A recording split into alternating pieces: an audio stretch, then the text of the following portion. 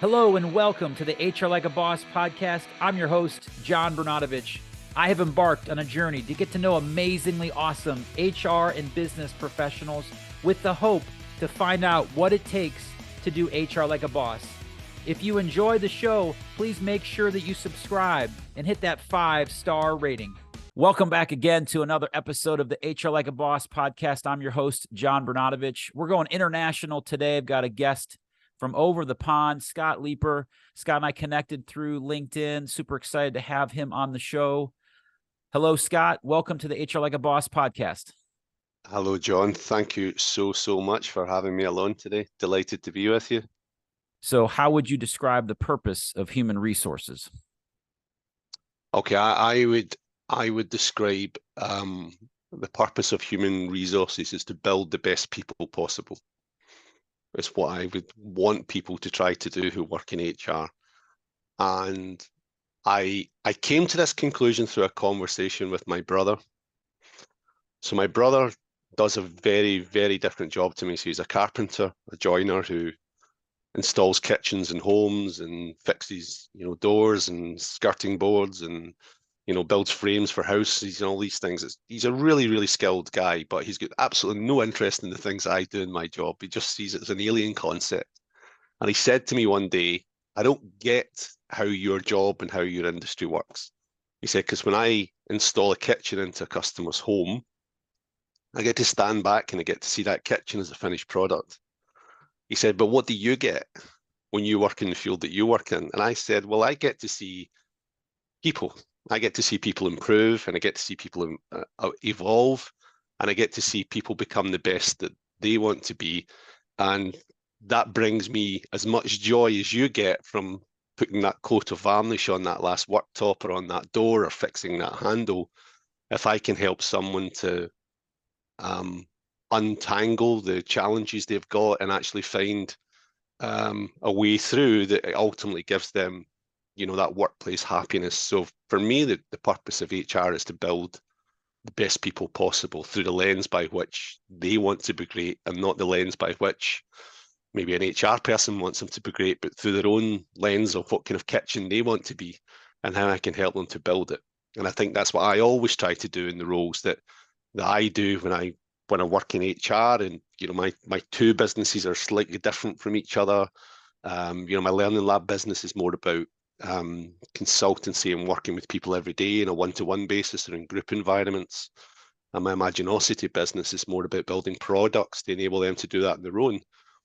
But there's a consistency between both of those things that I want to empower greatness in other people so that they can discover that. So that would be my description of the purpose of HR like a boss. That's what it would be to me, is you build the best people possible.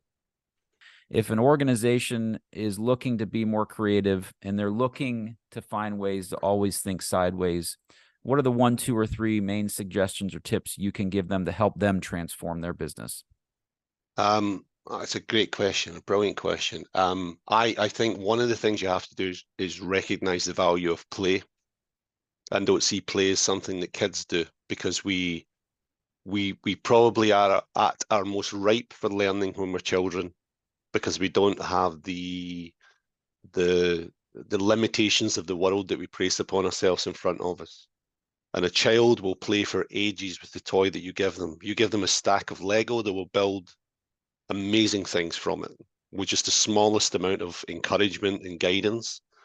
And when we get into a workplace environment, because of our years of education we've had through schooling, and some of us may go on to college and university, and then we suddenly get into the workplace and we realize that our educational pathway and our workplace experiences have been hugely linear.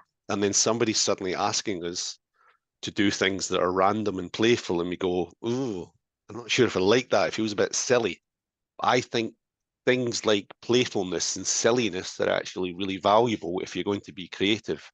And again, it doesn't mean to say that you have to do really wacky things, but if you're going to do things that are going to build creativity, you need to break some of that state of linear structure of what you're doing and try to do some random stuff before you do the creative stuff to allow you to free up your brain waves to think a little more expansively about the things that you do. Because in organizations, many of them don't generally work in creative ways day to day. So you need to create environments so that people can actually really be creative. And I think really investing in that play, that gamification of things, that really trusting your instinct and going away from kind of commonly used models all the time and starting to think a wee bit more, taking more kind of random input into things to provide you with insight and ideas.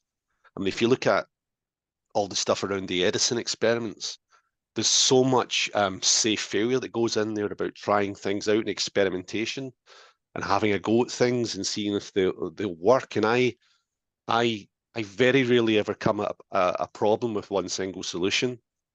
So a second tip for me would be about invest in the value of possibility. There isn't only one answer to things, there are multiple answers to do things.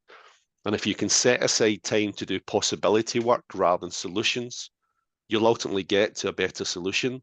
But again, meeting cultures tend to focus quite heavily on let's get an action, let's get an outcome, let's get a solution. And the only time we do creativity in a kind of an organizational way quite often is let's do some brainstorming, and then you just expect people to be able to shift from having a meeting that you could probably throw petrol over yourself and set fire to yourself and nobody notice, to then suddenly saying, can we do some brainstorming?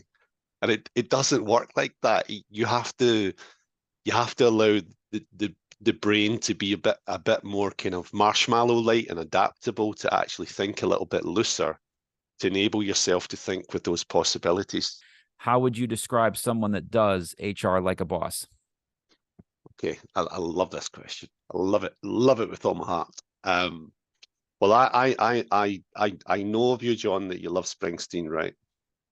And I saw him last summer, and it's the first time I've ever seen The Boss, and he just blew my socks off, blew them off. And I've been a fan for many years, but my answer is actually contained within the lyrics of Promised Land for me about the answer to this question. And you've probably already heard from me. I love my music, and music's a big guiding compass for me in what I do. That for me, in the lyrics to that song, that if you try to loosen the illusion of life without limitations, because problems get in the way, life happens, real life happens, but you should never ever dull the possibility that people can get there. And for me, HR like a boss is about helping people to overcome those obstacles in tough times and to enable them to have a complete belief that their efforts and their tenacity and their hope will actually help those efforts to pay off into a solution. And that should help people to reach that promised land of where they want to get to. And I said this right at the very beginning of the interview. It's not my promised land that I'm aiming for, it's theirs. And that's what, for me, what somebody who does HR like a boss incredibly well does, is to help people to reach that destination that they want to get to, and don't give up on them just because things get tough. You keep focused on it to make sure you can help them to reach that space. Scott, awesome job. What a pleasure. I loved it. Thank you. Thank you, John. I look forward to that tee off at Royal Troon shortly.